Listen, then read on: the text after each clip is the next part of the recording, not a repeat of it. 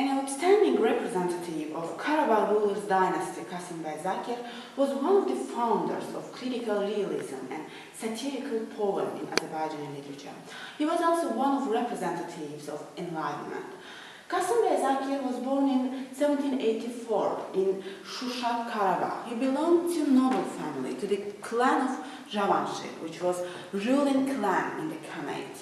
And his great-grandfather, Gasim Aga, was a brother of Panahali Khan, who was a founder of Karabakh Khanate in 1748. He got good education, he had best knowledge in Oriental languages, and his knowledge in Oriental languages, Persian and Arabic, gave him opportunity to get acquainted with interesting works, of amazing works of different Eastern classics, such as Nizami, Firdausi, Hafiz, and others. This part of our hall is dedicated to Zakir. First of all, here you see his bust, work of Südabe Aliverdieva. At the same time, here is demonstrated different illustrations based on his poetical heritage.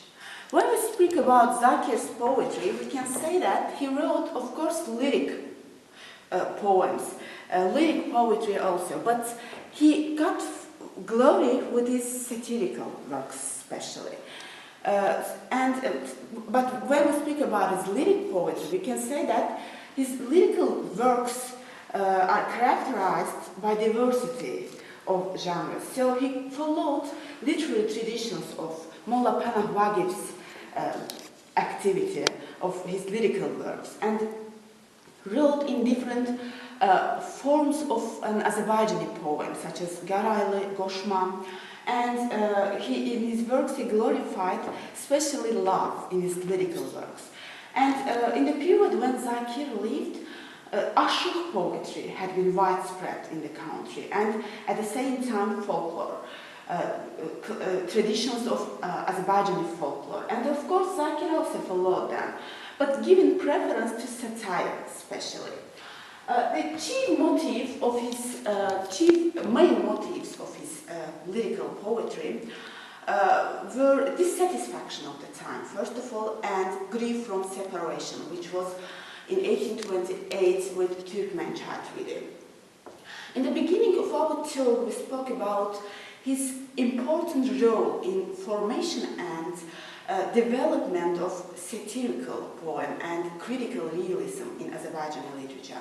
So in his satirical works and fables, Zakir first of all criticized problems of the time, of course, social problems, but at the same time he criticized feudal patriarchal relations, decaying